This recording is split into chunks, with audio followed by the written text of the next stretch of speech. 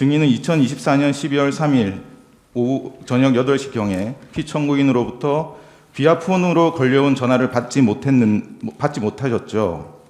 네. 그 보좌관으로부터 피청구인이 비아폰으로 전화했다는 연락을 받고 그 12월 3일 오후 8시 22분경에 피청구인에게 다시 전화를 거셨죠. 네. 피청구인은 증인에게 별일 없냐라고 말하면서 한두 시간 후에 중요하게 할 이야기가 있으니 전화기를 잘 듣고 대기하고 있으라고 지시하였죠. 네. 증인은 곧바로 증인의 집무실로 복귀하셨죠. 네. 그 12월 3일 오후 10시 23분경에 피청구인의 비상계엄 발표가 있었죠. 네. 증인은 이때 비상계엄 사실을 처음 아셨던 건가요? 네. 직무실에 있는 TV를 통해서 비상계엄이 발령되는 걸 보고 당시 국정원은 비상계엄이 발표된다는 것도 그랬지만 어떠한 사항으로 비상계엄이 발령된다는 부분에 대한 일체의 정보를 가지고 있지 않았습니다. 따라서 일단 비상계엄 관련된 부분으로 혹시 군에서는 이 사항을 파악하고 있는가를 확인하기 위해서 우선 첫 번째로 국방부 차관에게 전화를 했고 국방부 차관한테 전화를 드렸더니 전혀 모르고 있었습니다. 그래서 제가 지금 비상계엄이 발령됐다는 말을 통보했고 김선호 차관도 나도 지금 빨리 사무실로 나가봐야겠다라고 하면서 전화를 끊었던 기억이 납니다. 예. 그 증인은 12월 3일 오후 10시 45분경 여인영 방첩사령관에게 개인 전화로 전화를 거셨죠. 그렇습니다. 상황을 파악하기 위해서 전화를 하셨던 건가요? 네.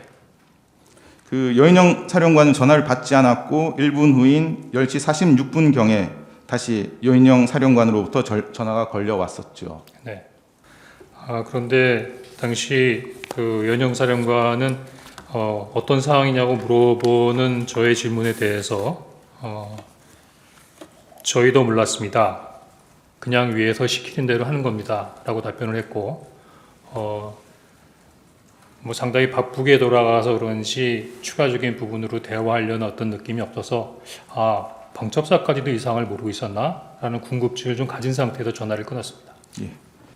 당시에 국정원장께서 비상계엄과 관련된 국무회에 가셨던 부분을 그 다음날 아침까지도 모르고 있었기 때문에 이 중요한 사항을 보고 드리기 위해서 원장님과 통화 또는 연락을 하려고 했었는데 그날 저녁에 잘 안 됐었습니다. 보좌관들이 아마 원장님께서 관저에 계시는 것 같습니다 라고 하는 잘못된 보고를 받고 아마 주무시고 계셔서 밑에 있는 직원들이 깨워드리지 못하는 건가 라는 생각이 듣기도 해서 제가 직접 그 국정원 경내에 있는 원장님 관저로 직접 보고하러 내려갔었습니다. 예.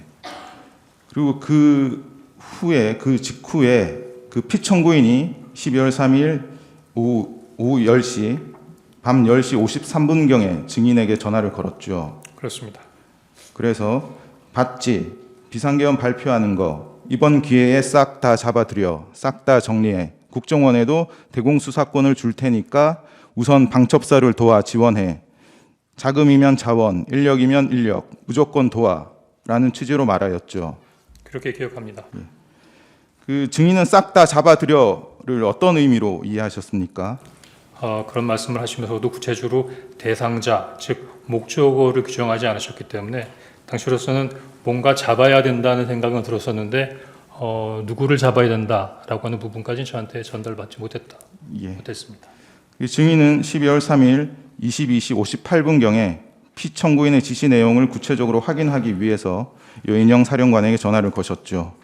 그 목적어가 없었던 부분을 저는 두 가지로 추정을 하는데 하나는 저는 1차장이기 때문에 원장님한테 이미 그 관련된 부분의 내용을 했나 그래서 나중에 한번 원장님한테 들어봐라 라는 취지로 말씀하신 건지 아니면 그 말씀을 하신 다음에 바로 방첩사를 지원하라고 말씀하셨기 때문에 방첩사를 지원하라고 했으니까 방첩사하고 협의하는 과정에서 알 수 있겠다 한 그 두 가지 정도의 추정을 했고 또 대통령께서 말씀하시는데 거기다 대고 누구를 잡으란 말입니까? 라고까지 여쭤보지 못했습니다.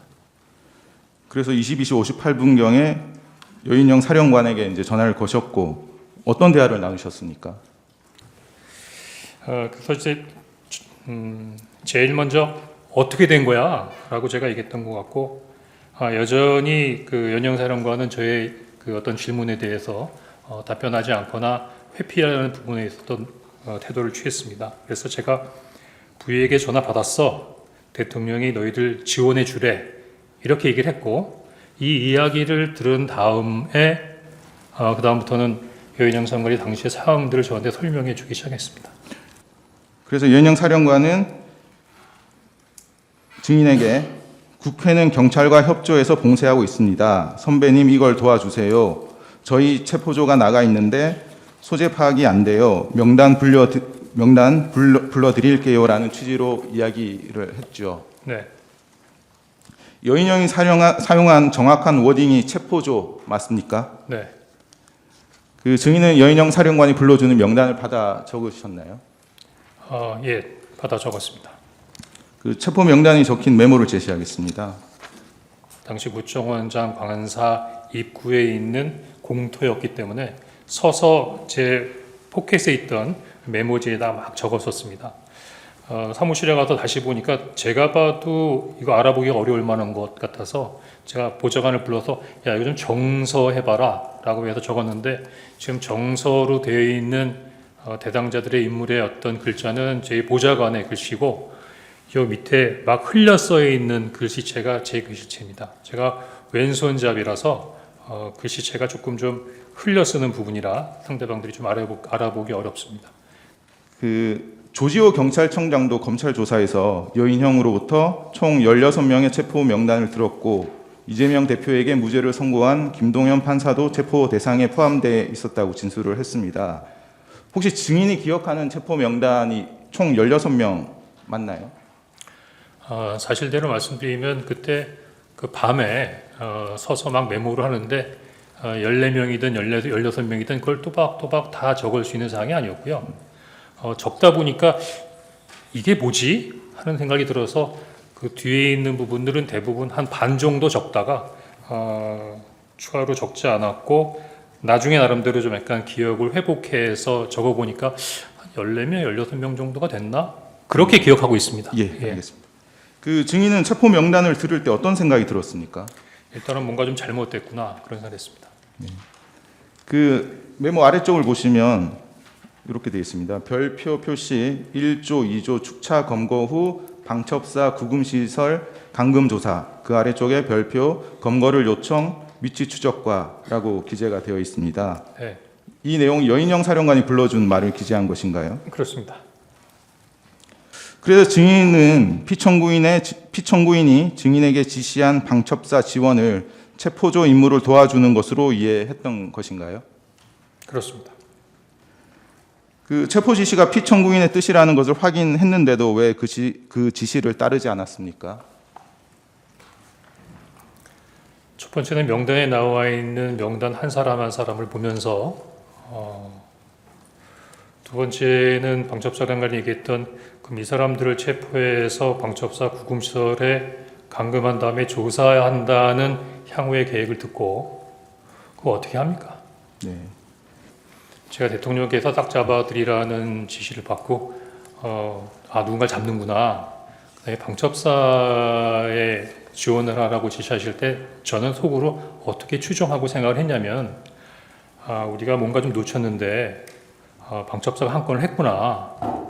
군대 내 어떤 그 감첩단 사건을 방첩사에서 적발했기 때문에 지금 방첩사가 굉장히 급하게 진행되고 있는 부분이고 그렇다고 하면 당연히 국정원에도 그런 부분들을 지원해 줘야 되는 부분이기 때문에 우리 국정원도 동원이 돼야 되는 거구나라고 생각해서 사실은 급하게 방첩사령관한테 전화를 했던 겁니다. 그런 추정을 가지고. 근데 명단을 딱 받아보니까 제가 생각했던 부분하고 많이 달랐고 사실은 지금도 이런 분들을 왜 체포해서 구금해서 감금 조사하려고 했는지 아직 이해 못하겠습니다. 예. 그리고 증인은 이 정무직 회의, 긴급 회의 직후에 조태용 국정원장을 다시 찾아가서 독대를 하셨죠. 네. 긴 얘기는 하지 않았습니다. 딱 4가지 문장을 얘기했습니다. 첫 번째는 대통령님으로부터 전화를 받았습니다. 두 번째는 그 다음날 국정원장께서 해외 출장이 예정돼 있었기 때문에 원장님께서 아마 이미 해외 출장을 출발하신 줄 알고 국내에 안 계신 줄 알고 1차장인 저에게 전화를 하신 것 같습니다. 계속 묵묵부답이셨고, 그래서 이게 좀 말씀을 드리겠다 싶어서 대통령께서 방첩사를 지원하라고 합니다. 말씀이 없으셨고, 그래서 방첩사에서 지금 이 사람들을 잡으러 다닌답니다 라고 말씀드렸는데, 내일 얘기합시다 라고 말씀하셔서 아니 이게 내일 얘기할 사항인가 싶어서 원장님 최소한의 업무 방향과 지침 주셔야죠 라고 말씀드렸더니 대화하는 소파에서 일어나셔 가버리셨기 때문에 좀 더 세부적인 내용을 보고 드릴 수 있는 기회가 없었고 아무런 지침도 주지 않으셨습니다. 그 증인은 2024년 12월 5일 아침 7시 50분경 김태효 대통령실 안보 1차장에게 텔레그램 메시지를 보내서 피청구인이 국민에게 진정한 사과를 해야 한다는 의견을 전달하셨죠. 예, 사실입니다. 왜냐하면 그날 밤 여의도 국회에서 일어나는 일들을 몇몇 사람들만이 아는 게 아니라 방송을 통해서 전 국민이 마치 드라마나 영화를 보듯이 지켜봤기 때문에 마치 계엄군이 철수를 하고 계엄이 해제된 것이 모든 것이 다 일어나지 않는 것처럼 돌아올 수는 없겠다라는 생각이 들어서 이런 상황에서 뭔가 빨리 문제를 해결하지 않으면 이게 좀 더 큰 위기로 다가오겠다는 생각이 들어서 사실은 대통령님을 도와드리고 싶었습니다. 예, 알겠습니다. 당시로서는 이렇게 하는 것이 최선이라고 생각했고 지금 생각해도 만약에 제가 말씀드렸던 것처럼 대통령께서 진심으로 국민들께 사과하시고 당시에 지금 말씀하시고 계신 여러 가지 마음의 심경을 말씀하셨다면 국민들이 훨씬 더 이 대통령님을 이해하지 않으셨을까 하는 생각이 들고요. 다만 이 내용이 대통령님께 전달이 됐는지 안 됐는지 잘 모르겠습니다. 예. 그 증인은 12월 5일 오후 4시경 국정원장으로부터 대통령의 뜻이라며 경질 통보를 받았고 사직서를 쓰라는 요구에 응하셨죠. 그렇습니다. 정무직들이 다 그렇죠. 저도 마찬가지입니다. 사직해 주셔야겠어요 라고 말씀하시더라고요. 순간 저도 머리에 떠오르는 게 있었고 네 알겠습니다 라고 했고 인사기획관을 보낼 테니까 사직서를 내세요. 그래서 네 알겠습니다 그랬습니다. 근데 그래도 마지막에 일어나기 전에 한번 짚고 넘어갈 필요가 있다고 생각해서 국정원장님께 이게 대통령의 뜻입니까? 라고 여쭤봤고 국정원장님께서는 네 아니오라고 말씀하진 않으셨지만 그럼 우리 인사를 누가 합니까? 라고 말씀하셨는데 그럼 결국은 정무직 인사를 누가 하냐 하는 부분은 대통령의 뜻이다 라고 해서 저는 그렇게 이해를 했습니다. 증인은 피청구인이 12월 3일 8시경 증인에게 비아폰으로 전화했을 때 비아폰을 보좌관에게 맡겨두고 청담동 몽중원 식당에서 술을 곁들여 식사를 하고 있었죠. 그렇습니다. 그 자리에 참석한 사람들은 누구인가요?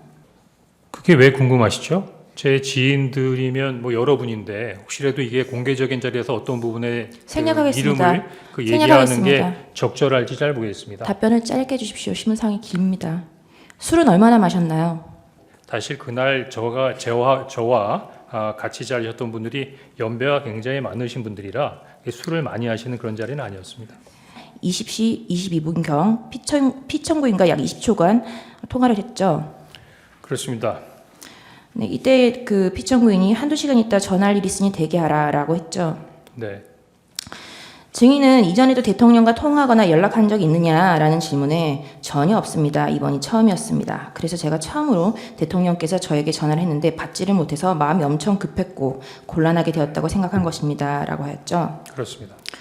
증인은 대통령과 독대를 한 적도 한 번도 없고 개별적인 연락을 한 적도 한 번도 없는데 아까 KBS 인터뷰에서 윤 대통령에게 평소 직접 보고를 자주 했고 신뢰받고 있다라고 생각했다라고 말했죠. 그 KBS 보도와 그렇게 기사화되었죠. 그건 그 기자한테 물어보시죠. 그렇게 인터뷰를 했으니까 그렇게 기사화됐겠죠. 여인영과 그 피청구인과의 통화 목록입니다. 예. 마지막 통화인 23시 06분경 통화에서 여인영이 국회는 경찰과 협조해서 봉쇄하고 있습니다. 라고 좀 뜸을 들이더니 선배님 이걸 좀 도와주세요. 저희 체포조가 나가 있는데 소재 파악이 안 돼요. 명단을 불러드릴게요. 라고 말했다고 진술했죠. 네. 네. 그래서 이 증거들에 의하면 증인이 여인영과 통화하였다는 23시 06분경에는 객관적으로 아직 방첩사 경찰이 국회로 출동할 것을 지시받기도 전이거나 국회에 도착하지도 못한 상황이었는데 여인영이 방첩사 병력과 경찰들이 국회를 이미 봉쇄하고 있고 체포조가 대상 인원들의 소재 파악을 못하고 있으니 체포명단을 불러줄 테니 도와달라라는 말은 있을 수 없는 말 아닌가요? 그건 제가 아니라 여인영 사령관한테 한번 여쭤보는 게 좋을 것 같습니다. 네. 증인은 당시 여인영이 무엇이라고 하면서 체포 대상자 명단을 불러주었나요? 라는 질문에 위치 추적해달라고 하면서 명단을 불러줬습니다. 라고 대답하였죠. 네. 그럼 국정원 1차장 산하에는 위치 추적을 할 수 있는 권한이나 위치 추적을 할 수 있는 능력이 있는 인원이 있나요? 말씀드리는 것이 제한됩니다. 하지만 하려면 할 수 있겠죠. 없는 걸로 알고 있습니다. 증인은 위 KBS TV 인터뷰에서 대통령이 증인에게 직접 한동훈을 체포하라는 지시를 내렸다는 기사가 나온 것과 관련해서 조태현 국정원장이 6일 오전에 오보죠? 라고 묻자 맞습니다. 라고 답했다고 진술했죠. 그 기사에 오보라고 했던 이유가 대통령이 저에게 직접 한동훈 대표를 체포하라고 지시했다고 나와 있는데 그건 아니고 명단은 방첩사령관이 밝혔기 때문에 그렇게 말한 측면도 있다라고 진술했죠. 예, 조금 전에 제가 그때 말씀드렸죠. 네. 결국 증인 스스로 대통령이 증인에게 한동훈을 체포하라고 지시한 적은 없다는 걸 스스로 인정한 거죠. 변호인께서 말씀하시는 부분의 말씀이 반은 맞고 반은 틀린 것 같습니다. 지금 이 자료는 어떤 자료를 가지고 말씀하시는 겁니까? 이 자료는 네. 증인이 검찰에서 진술한 진술 조서고요. 지금 SBS라고 나와 있네요. 네, 그래서 네. 그 어쨌든 제목에 보면 네. 대통령 직접 지시 싹 다 잡아들여 정리하라라는 기사를 제시하면서 네. 검찰이 네. 이 기사가 가감없이 사실대로 보도된 것인가요? 라는 질문에 대해서 검찰에서 이 기사를 제시하면서 저한테 물은 적은 없는 것 같습니다. 그럼 이 조서가 가짜라는 말씀이신 건가요? 허위로 작성된 건가요? 한번 그 조서 관련된 부분을 좀 다시 한번 지금 갑자기 이렇게 뭘 하나 띄워 놓으시고 갑자기 이렇게 물어보시면 저도 이해하는데 좀 시간이 걸리지 않겠습니까? 그러니까 좀 앞뒤를 설명해 주시면서 질문해 주셨으면 좋겠습니다. 제 질문이 어렵나요? 예, 아무래도 글자 그대로 읽었습니다. 아무래도 처음 글자 그대로 읽었습니다. 아무래도 처음 법정에 가감없이 와 있다 보니까 여러 가지 긴장된 부분도 있고 하나하나를 이해하는데 조금 좀 어려움이 있다는 부분을 좀 양지해 주셨으면 좋겠습니다. 증인이 지금 지금 변호인께서 물으시는 거는요. 이 보도 내용이 네. 대통령께서 직접 체포 지시를 했다고 보도가 됐는데 네. 그 보도된 경위가 증인께서 정보위원회에서 이렇게 직접 이런 식으로 발언을 했기 때문에 이대로 보도가 되는 게 맞냐 그런 아닙니다. 도리어 제가 보기엔 이런 식으로 인용한 것은 제가 보기엔 12월 6일 날 조선일보 기사가 그런 식으로 나왔기 때문에 대부분 그런 부분들을 인용했던 것으로 보여지고요. 제가 실제로 제 워딩으로 얘기한 부분은 지난번 22일 날 나왔던 국조특위의 청문회에서 제가 얘기한 부분이 제가 직접적으로 얘기한 건 처음이고 대부분 다 간접 화법이기 때문에 그런 부분에 대해서는 조금 버그가 있다고 생각됩니다. 원장님 공간 마당에 주차된 차 옆에서 이 메모를 여사령관이 불러주는 명단을 적었는데 이 명단을 쭉 들으면서 이거 미친놈이다 라는 생각이 들어서 그 다음은 제대로 적지도 않았는데 아무튼 명단을 다 듣긴 들었다라고 진술했죠. 네. 이 메모를 들고 사무실에 들어와서 보좌관에게 주면서 한번 정리해봐라. 나도 잘 못 알아보겠다라고 해서 보좌관이 다시 그 내용을 작성했습니다라고 했죠. 그렇습니다. 처음 적은 메모는 너무 날려 적어서 보기 힘들어서 제가 구겨버린 것으로 기억합니다라고 진술했죠. 네. 증인 이 메모 작성한 보좌관이 누군가요? 그거는 검찰이나 경찰에서도 물어봤는데요. 제가 뭐 국정원 직원이기 때문에 국정원에 대한 신분을 공개할 수 없다라고 답변했습니다. 참고로 제 보좌관이 한 명이 아닙니다. 3명인 걸로 알고 있습니다. 예, 그 3명 다 이렇게 진술했습니까? 그건 답변 드리기 어렵습니다. 왜 답변 드리기 어렵습니까? 보좌관이 증인은 작성한 게 제가 없다고 증인이 아니지 말씀하셨다고 하셨지 않습니까? 않습니까? 그러면 네. 제가 보기엔 그 중에 한 사람이 하긴 했네요. 그렇죠? 자, 증인은 명단을 듣다가 미친놈이구나 하고 메모를 하지 않았다라고 했는데 굳이 다시 보좌관에게 이 메모를 정리해서 작성하라고 한 이유가 뭔가요? 첫 번째로는 대통령께서 방첩사를 지원해라. 자금이면 자금, 인원이면 인원이면 인원, 무조건 지원해라고 말씀하셨지 않습니까? 일단 기본적으로 이 부분을 저는 대통령의 지시로 받아들였습니다. 그 다음에 방첩사령관한테 전화를 해서 그러면 대통령께서 지시하신 부분을 그 준수하기 위해서 뭘 도와줄까라고 했을 때 이 명단을 주면서 체포 검거 지원과 위치 추적을 요청했지 않습니까? 그럼 제가 이게 여사령관의 부탁이라고 생각했겠습니까? 아니면 대통령님의 지시라고 생각했습니까? 그러면 아까 전에 왜 미친놈이다라고 생각하고 메모를 멈췄습니까? 우리 변호사님 네. 한번 다음- 이 명단 한번 다음 쭉 질문 읽어보십시오. 어떤 여쭙겠습니다. 느낌이 드나? 그러면 뭐 쉽게 말하면 미친놈이라면서 왜 다시 묻겠냐? 아무리 그래도 일단 지시를 받은 부분이고 사령관에게 들은 부분이니까 그 정리는 좀 해놔야 되겠다는 생각이 들어서 다시 정리를 한 것입니다. 조태용 국정원장은 계엄 선포를 위한 국무회의에 참석을 해서 불과 20분 전까지 대통령과 함께 있다가 국정원에 복귀한 사람입니다. 대통령이 22시 53분경에 국정원장이 미국 출장을 간 줄 알고 증인에게 지시를 했다는 건 이상하지 않나요? 이상하죠? 저도 이상하게 생각합니다. 왜냐하면 제가 이렇게 말씀드리는데도 네. 그 국정원 그 다음 조태용 원장님께서 국무회에 갔다 왔다는 말씀을 안 하셨고 대통령이 이미 뵙고 왔다는 말씀도 저한테 안 하셨습니다. 제가 언제 네. 어떻게 알게 됐냐면 조태용 원장님께서 말씀을 해주셔서 한 게 아니라 그 다음날 다음날 아침에- 언론에 나와서 알았습니다. 다음날 아침에 알았죠. 네. 증인은 검찰에서 대통령이 싹 다 잡아들여라고 말을 했다고 했는데 싹 다는 누구를 지칭하였나요? 라는 질문에 구체적인 얘기는 없으셨다. 라고 대답을 했고 비상계엄 선포에서 반국가 세력을 언급하셨기 때문에 반국가 세력을 전부 잡으라는 의미로 받아들였고 방첩사를 도우라는 것이기 때문에 구체적 임무는 방첩사가 진행할 것이고 저희는 지원 업무를 하는 것으로 이해했습니다. 라고 대답했죠. 예. 결국 구체적인 얘기는 하지 않는데 증인 혼자 그렇게 이해한 것 아닌가요? 뭐 그럴 수도 있을 것 같습니다. 증인은 아까 두 차례나 여인영이랑 통화를 했는데 여인영이 통화를 받기만 하고 제대로 된 대화를 나누지 못했음에도 불구하고 8분 뒤인 23시 06분경 먼저 다시 전화를 하였죠.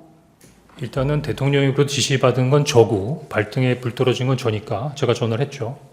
증인은 그 명단을 듣고 나서 어떻게 감히 그렇게 체포를 하러 다닐 수가 있냐, 이게 무슨 일이냐라고 해서 마치 증인의 대단한 신념이 있어서 체포를 하지 않은 것처럼 진술을 하셨는데요.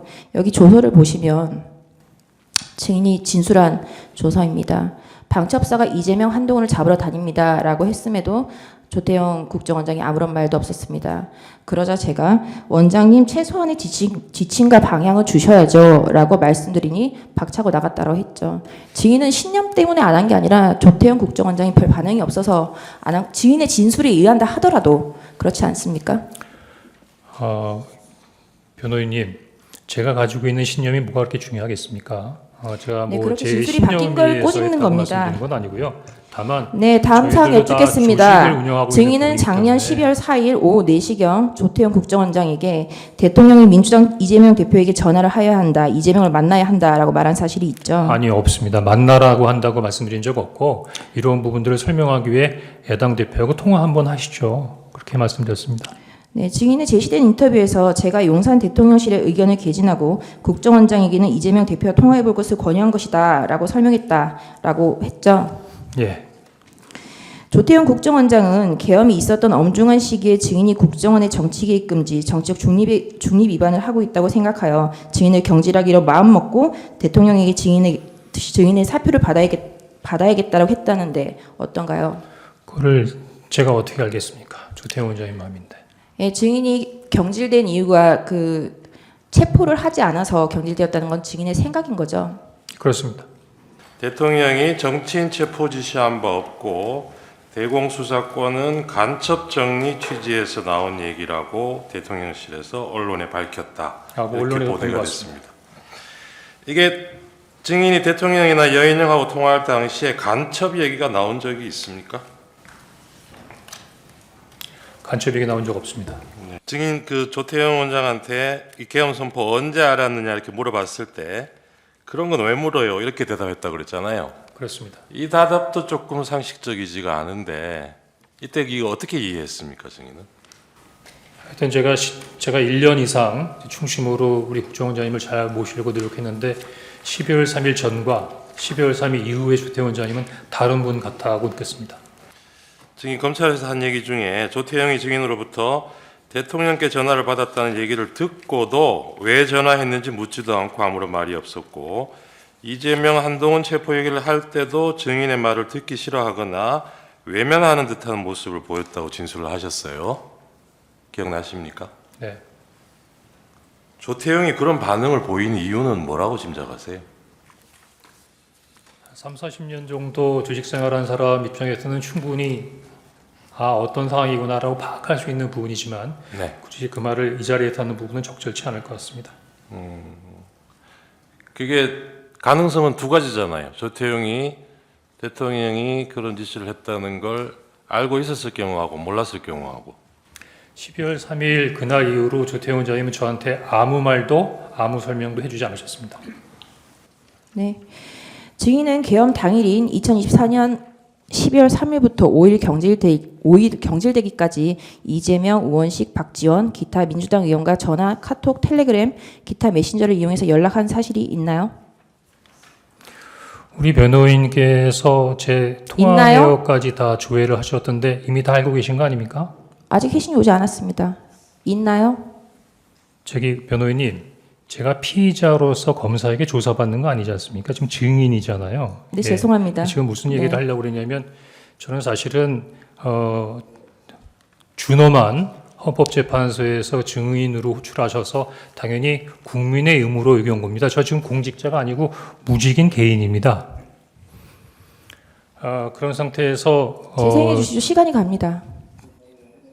예, 그런 그 증인의 어떤 통화 내역 조회까지 하면서 이런 부분에 있어서의 증인의 위치에서 증인하는 것이 맞나 하는 부분에 있어서 상당한 부분에 있어서의 증인이 6일날 정보회에 출석했지 않습니까? 그때 정보회에 나오라고 합의를 진행한 의원이 누구냐고요? 그거는 12월 6일 아침에 조선일보 기사를 보고 어떻게 된 거냐라고 물어봤던 신성범 정보위원장이십니다. 박선은 의원은 2024년 10월 29일경 국정원장 특보로 증인과 함께 근무했던 김모 공작특보에 대하여 대북 공작비 예산을 유용했다는 의혹으로 고발하겠다고 하였죠. 예, 이때 증인도 김모 특보와 같이 공작금 유용 의혹으로 박선은 의원에게 약점을 잡혀 있었던 것 아닌가요? 잘 얘기해 주셨습니다. 지금 그 한간에 제가 대북 공작금 띄어먹었다고 난리인데 그 새빨간 거짓말입니다.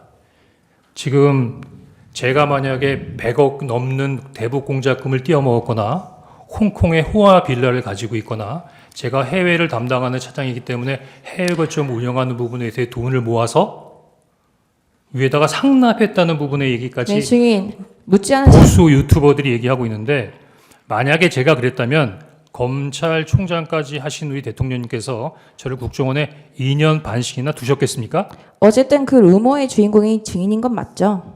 증인 제가 조금 여쭙겠습니다. 증인이 명단에 열거한 그 수많은 사람들이 국회와 선관위 방향과 연결된다고 말할 수 있나요? 아니요. 저는 뭐 특별한 연관성을 갖고 한 게 아니라 윤영사령관이 불러준 명단을 받은 거고요. 그럼 우리 변호인께서는 그 10명, 10여 명의 명단을 제가 지어냈다고 생각하시는 겁니까? 네. 제가 12월 6일만 하더라도 네, 제가 제가 하는 부분에 대해서 많은 의혹을 제기했지만 죄송합니다. 시간상요. 지금 제가 이미 다음 방첩사에서 질문을 똑같은 듣겠습니다. 명단이 확인됐다고 언론에 나왔던데요. 여인영 사령관하고 23시 6분경에 이제 마지막 통화한 거 그거 여쭤보는 겁니다. 예. 그때 이제 하여튼 뭐 이런저런 얘기가 있다가 도와준다고 하면서 도와달라고 하면서 체포조가 나가 있는데 소재 파악이 안 됩니다. 명단 불러드릴게요. 이렇게 얘기하면서 명단을 불렀다는 거죠. 그렇습니다. 그러니까 그 말은 그 명단이란 거는 체포할 사람이라는 뜻으로 받아들였어요. 예, 저는 그렇게 이해했습니다. 그 다음에 그런데 그리고 나서 이제 계속해서 1조, 2조 뭐 이제 축차 검거 후에 구금시설에 감금 조사할 예정이다. 제일 급한 것이 위치 추적이니까 위치 추적 부탁드립니다. 이렇게 얘기했다는 거죠. 그렇습니다. 그러면 결국 여인영 방첩사령관이 요구한 거는 이 사람들에 대한 위치 추적을 해달라라는 거죠. 그렇습니다. 근데 아까 이제 청구인 측 물어본 거에는 할 수 없다. 그 위치 추적을 할 수 없다. 이런 식으로 답변을 하셨는데 이게 이제 법적으로 안 된다는 뜻입니까? 아니면 기술적으로 안 된다는 뜻입니까? 아니면 법적으로 안 된다는 뜻입니다. 기술적으로는 가능합니까? 만약에 법적으로 허가를 받고 해야 된다고 하면 할 수 있을 것 같습니다. 그리고 그 밑에 보면 검거를 요청, 위치 추적과 이렇게 돼 있어요.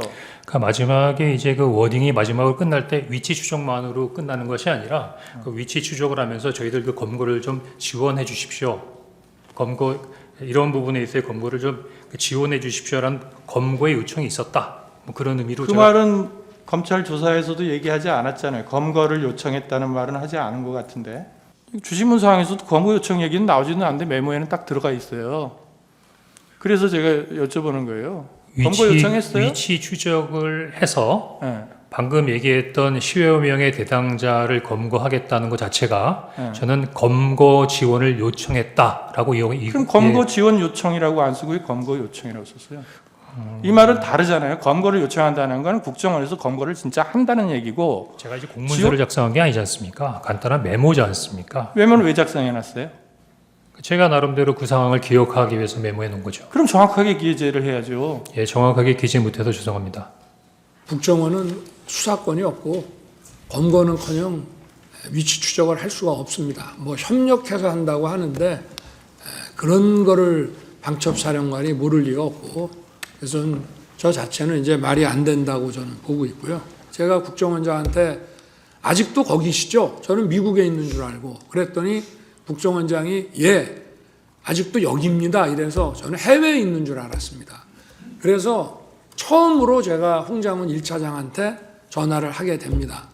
처음엔 안 듣고 두 번째 전화가 왔습니다. 그래서 제가 원장님 부재 중이니까 원을 잘 챙겨라 라고 얘기하고 이따가 내가 혹시 전화할 일이 생길지 모르니 이 비화폰을 잘 챙기고 있어라 이렇게 제가 얘기를 했는데 8시 한 반 무렵에 국무회의 하려고 이제 뭐 여러분 이제 국무위원도 오시고 비서실장, 안보실장이 들어오는데 안보실장하고 국정원장이 같이 오는 겁니다. 그래서 제가 아니 어떻게 되는 겁니까? 미국에 있는 거 아닙니까? 했더니 저 내일 출발입니다. 그래서 제가 국정원장한테 나는 원장님 미국 계신 줄 알고 제가 1차장한테 전화를 했습니다. 그랬더니 원장님 부재 중인데 잘 챙기라고 했는데 원장님 여기 계십니다란 말을 안 합니다. 이렇게 제가 국정원장한테 얘기를 했고요. 제가 만약에 계엄 사무에 대해서 국정원에다 뭘 지시하거나 뭐 부탁할 일이 있으면 국정원장한테 제가 직접 하지 차장들 업무 관련은 2차장이지만 2차장한테도 안 합니다. 원장한테 무조건 기관장한테 하는 것이고요. 그리고 제가 1차장 홍장훈 1차장한테 10시 한 거의 11시 다 돼가지고 이제 제가 홍장훈 차장한테 전화한 거는 계엄 사무가 아니고 이미 관련된 문제는 원장하고 다 얘기를 했기 때문에 제가 전화한 거는 아까 전화를 하겠다라고 한 것도 있고 또 제가 해외 순방 때 국정원의 해외 담당 파트가 여러 가지 그 경호 정보를 많이 도왔기 때문에 제가 격려 차원에서 전화를 기왕 한 김에 한번 해야 되겠다라고 해서 계엄 사무가 아닌